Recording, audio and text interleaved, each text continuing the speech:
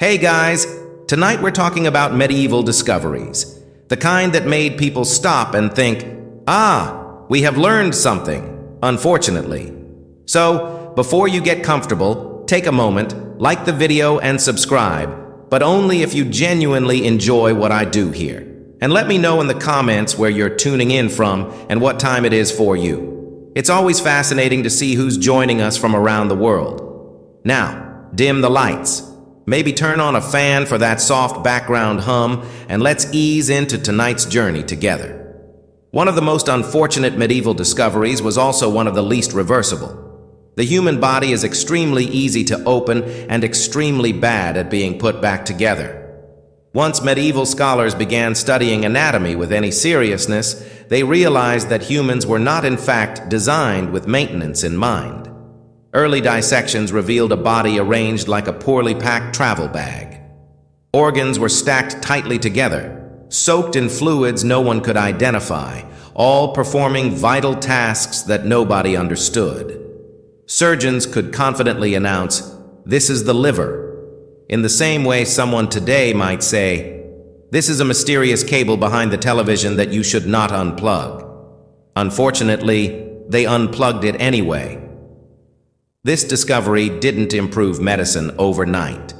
It improved confidence. And confidence, when combined with knives and no anesthesia, is a dangerous cocktail. Medieval surgeons now felt entitled to cut, poke, drain, and experiment, armed with just enough knowledge to be wrong in exciting new ways. Pain, meanwhile, was considered educational. If the patient screamed, that meant they were still alive and paying attention. Anesthesia did not exist. Hygiene existed only as a rumor. Speed was the goal. Accuracy was optional. If the patient survived, the surgeon was praised. If the patient died, everyone nodded thoughtfully and said, "God works in mysterious ways," before scheduling the next procedure. The discovery also ruined comforting illusions. People learned just how thin the line between living and dying really was. A bad cut, a dirty blade, a curious apprentice who leaned in too close. Suddenly, the human body didn't look like a miracle. It looked like a sack of extremely important liquids under mild pressure. Worst of all, medieval Europe discovered that knowing where organs are does not mean knowing what to do with them. This did not slow anyone down. Instead, it encouraged further experimentation, more cutting, more notes, more regret. Ironically, this discovery laid the groundwork for modern medicine, but at the time, it mostly laid people flat.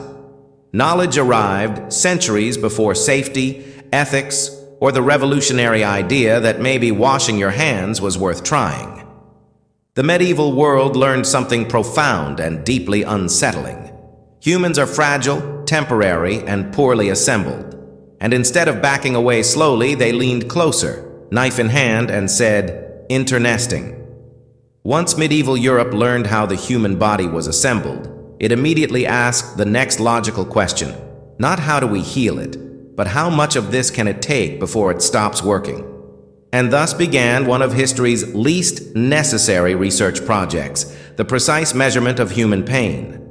Medieval authorities, physicians, and legal systems slowly discovered that pain was not random. It could be controlled, extended, applied in stages. You could hurt someone a little, a lot, or just enough to keep them conscious and regretting their decisions. This realization did not lead to compassion. It led to creativity. Punishment became experimental. Officials learned that breaking a bone was dramatic but inefficient. Crushing was effective but messy. Stretching worked wonderfully and left fewer visible marks. Every method was refined through trial, error, and an alarming amount of note-taking, aching. The human body became a testing ground, and the results were shared widely. This wasn't medieval chaos. It was medieval optimization. Executioners and torturers weren't amateurs. They were trained professionals who knew exactly how to cause maximum suffering without accidentally killing the subject too early. Death was not the goal. The experience was. If someone died too fast, that was considered poor craftsmanship. Pain also became educational.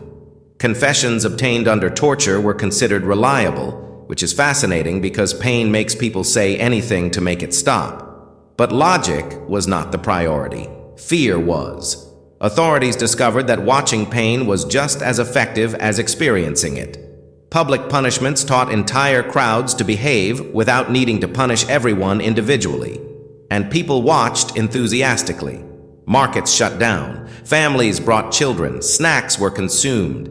Pain became a form of civic entertainment, carefully staged to remind everyone where power lived and how quickly it could visit them. What made this world didn't just discover pain. It discovered how useful it was. And once that lesson was learned, it was never forgotten. At some point in the Middle Ages, people began noticing a deeply inconvenient pattern. Whenever one person got sick, other people nearby had the audacity to get sick as well. This was not subtle. Entire households fell ill, streets emptied, villages developed the unsettling habit of coughing in unison. And slowly, reluctantly, medieval Europe made a discovery that would haunt it for centuries. Disease moves. This should have been a breakthrough, a moment of clarity, a chance to improve medicine. Instead, it sparked fear so intense it could have been bottled and sold as a household product. Once people realized illness spread between bodies, everyone became a potential threat. Neighbors stopped visiting. Families avoided the sick. Doors closed. Windows stayed shut. Cities responded by locking their gates and loudly insisting that whatever was happening outside was not their problem. Quarantine emerged not as a medical solution, but as a social reflex.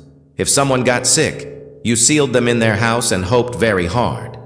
Food was sometimes delivered, sometimes not. Recovery was optional. Isolation was mandatory.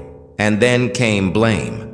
When no cure appeared, medieval societies did what humans do best under pressure. They blamed people, outsiders, travelers, minorities, anyone different enough to be suspicious. The discovery of contagion didn't lead to treatment. It led to persecution. If disease had to come from somewhere, surely it came from them. Ironically, the discovery did occasionally save lives. Avoiding contact reduced spread. Isolation slowed outbreaks, but no one understood why it worked. So every correct action was wrapped in superstition, fear, and deeply unhelpful rituals. Houses were fumigated with herbs. People waved incense. Prayers were shouted. Logic was optional. Medical professionals, if we can call them that, disagreed wildly. Some blamed bad air, others blamed planets. A few blamed moral failure, which is always comforting when you're coughing up your lungs. None of this stopped disease, but it did create an impressive amount of paperwork. The most damaging part of this discovery wasn't fear of illness. It was fear of people. Once sickness became contagious in the public imagination, compassion quietly exited the room. Survival turned into separation. Medieval Europe didn't just learn that disease spreads. It learned how easily fear spreads faster. Medieval people spent a long time believing air was harmless, invisible, tasteless, and generously supplied by God. It seemed safe enough. Then miners started collapsing. Alchemists fainted. Whole rooms made people sick. And slowly, with growing concern and very little understanding, medieval Europe discovered something deeply rude. The air itself could kill you. This discovery arrived quietly, usually in the form of someone not coming back out of a tunnel. Miners were among the first to notice. Certain shafts caused dizziness, confusion, and sudden death. Candles went out for no reason. Men staggered, dropped their tools, and lay down forever. The explanation was not lack of oxygen. That would have been far too sensible. Instead, the air was blamed on spirits, demons, or underground moods. The mines, it was decided, were cursed. Naturally, people kept mining.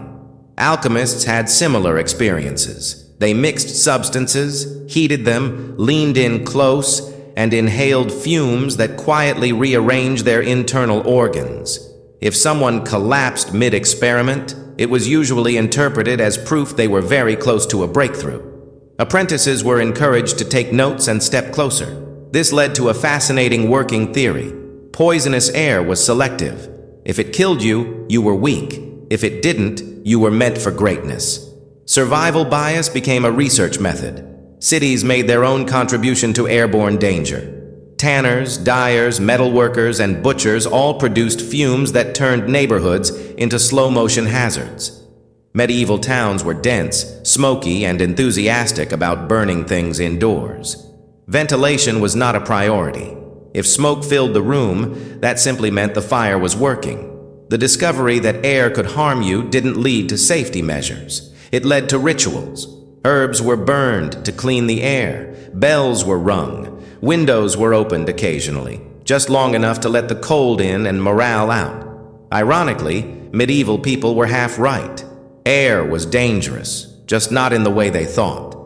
Poisonous gases, fumes, and smoke slowly damaged lungs and shortened lives, all while remaining invisible enough to feel mystical. The cruel irony is that medieval Europe learned the truth, but not the explanation. Air could kill you, yes, but instead of asking how, they asked who offended it. And once you believe the air itself is angry, there is very little you can do to negotiate with it. At some palais, cosmetics all embraced mercury with unearned enthusiasm. Alchemists believed it was the key ingredient in transformation, the soul of metal itself. Physicians prescribed it for skin diseases, digestive problems, and conditions that did not need mercury anywhere near them. Some doctors even recommended rubbing it into wounds, which is impressive confidence considering wounds already had enough problems. Mercury became a medieval multi-tool. It was swallowed, smeared, inhaled, and worn. It was used to treat parasites, purify the body, and chase away illness. The fact that patients began trembling, drooling, losing teeth, and slowly losing their grip on reality was interpreted not as a warning sign, but as proof the treatment was working. The symptoms were unmistakable. Hands shook uncontrollably. Speech slurred. Mood swings became dramatic. Memory faded. And yet, instead of saying, "Perhaps this liquid metal is poison," medieval medicine concluded, "Excellent. The illness is leaving the body violently." Alchemists fared no better. They heated mercury in enclosed spaces, inhaled the vapors, and wondered aloud why they felt dizzy, confused, and increasingly unwell. Apprentices collapsed. Masters died young. The response was not caution, it was curiosity. If mercury caused madness, perhaps madness was simply the price of knowledge. Even beauty culture got involved. Mercury compounds appeared in cosmetics, promising clear skin and eternal youth. They delivered pale faces, damaged nerves, and an unsettling tendency to stare into nothingness. But at least the complexion looked nice for a while. The tragedy is that mercury felt like progress. It was tangible, dramatic, and visibly active. It moved. It reacted. It seemed powerful. Medieval people mistook activity for healing. A mistake humanity has made many times since. The Middle Ages didn't just discover mercury. They discovered how confidently people can poison themselves when something sparkles just enough to feel important. After mercury, medieval Europe looked around and said, "Surely we can't do worse than this." And then it discovered lead. Lead was soft, flexible, easy to shape, and stubbornly resistant to corrosion. In other words, it was perfect. Too perfect. Medieval craftsmen loved it. Plumbers loved it. Cooks loved it. Doctors loved it. Cosmetic makers loved it. If something needed to be held, poured, eaten from, painted with, or worn on the face, lead quietly volunteered. Lead pipes carried drinking water. Lead cups held wine. Lead plates served food. Lead glazes coated pottery. Lead powder whitened faces. Lead sheets lined roofs. It was everywhere, doing everything all at once. And at first, it seemed harmless. Then people started feeling off. Memory faded. Moods shifted. Judgment weakened. People grew irritable, confused, sluggish. Some became infertile. Others developed chronic pain or strange illnesses that no one could explain. This was inconvenient. But medieval medicine handled inconvenience very well by ignoring it completely. Instead of questioning lead, doctors blamed bad air, imbalanced humors, weak morals, or divine displeasure. The idea that the everyday objects surrounding everyone might be slowly poisoning them was simply too inconvenient to consider. After all, lead was useful, and usefulness historically has always outranked safety. Wine drinkers were especially unlucky. Lead was sometimes added intentionally to wine to sweeten it. The result tasted better and slowly damaged the nervous system. People drank more. Symptoms worsened. Conclusions were not drawn. Even children were affected. Lead exposure dulled learning, slowed development, and altered behavior. But medieval society didn't track childhood development. Children were small adults with worse survival odds. If something went wrong, fate was blamed, and everyone moved on. The most unsettling part is that the evidence was visible. Chronic lead exposure left signs: tremors, mental decline, emotional instability. Yet the connection remained unmade for centuries, not because people were stupid, but because the answer threatened too many systems at once: plumbing, craft, trade, medicine, beauty, architecture. Lead was embedded in daily life. Removing it would have required admitting that progress had been poisoning people quietly and efficiently. So medieval Europe kept using it confidently, repeatedly everywhere. The discovery of lead's usefulness outpaced the discovery of its danger. And by the time the truth caught up, generations had already paid the price. Lead didn't just make things easier, it made everything worse. At some point, medieval authorities stumbled upon a discovery so effective that it would outlive castles, crowns, and chainmail. Fear is far more efficient than fairness. Laws are complicated. Courts take time. Evidence is inconvenient. Fear, on the other hand, works immediately and requires very little explanation. Once this realization set in, medieval justice quietly changed its priorities. Punishment stopped being about correcting behavior and started being about making an example. The goal was no longer to restore balance or determine truth. The goal was to ensure that everyone watching went home thinking, "I will never do whatever that person just did." Ideally, while slightly nauseous, public punishment became the cornerstone of order. Executions, floggings, mutilations, and humiliations were carefully staged in central squares where crowds could gather comfortably. Timing mattered. Market days were popular. Nothing reinforced obedience like combining errands with a vivid reminder of consequences. Authorities discovered that you didn't need to punish many people. You just needed to punish a few very visibly. Fear spread faster than any decree. People didn't need to know the law. They just needed to remember the sound someone made when it was enforced. Fairness, meanwhile, was optional. Trials were short. Evidence was flexible. Confessions were encouraged under conditions that strongly favored agreement. Guilt mattered less than impact. If the punishment frightened enough people, the system was considered successful. And the crowds, they came willingly. People watched. They whispered. They brought children. They laughed at the right moments and stayed silent at the wrong ones. Fear became communal. It bonded people together in shared relief that today, at least, it wasn't them. What made this discovery especially powerful was its simplicity. Fear didn't require literacy. It didn't require explanation. It bypassed reason entirely and went straight for the survival instinct. Medieval authorities didn't need citizens to understand the law. They just needed them to remember pain. This discovery didn't disappear with the Middle Ages. It matured. It learned to wear robes, uniforms, and official seals. It learned to speak calmly and call itself order. The medieval world didn't invent fear, but it discovered how useful it was. And once fear proved more effective than fairness, fairness quietly stopped being the priority. After medieval authorities discovered that fear worked, they made an even more disturbing discovery. People didn't just tolerate public punishment, they enjoyed it. And once that realization set in, humiliation became a feature, not a side effect. Stocks, pillories, and scaffolds were placed in central locations for a reason. These weren't tucked away out of decency or respect. They were installed where everyone could see them. Markets, church squares, busy crossroads, the medieval equivalent of primetime television. The punishment itself was only half the experience. The crowd was the other half.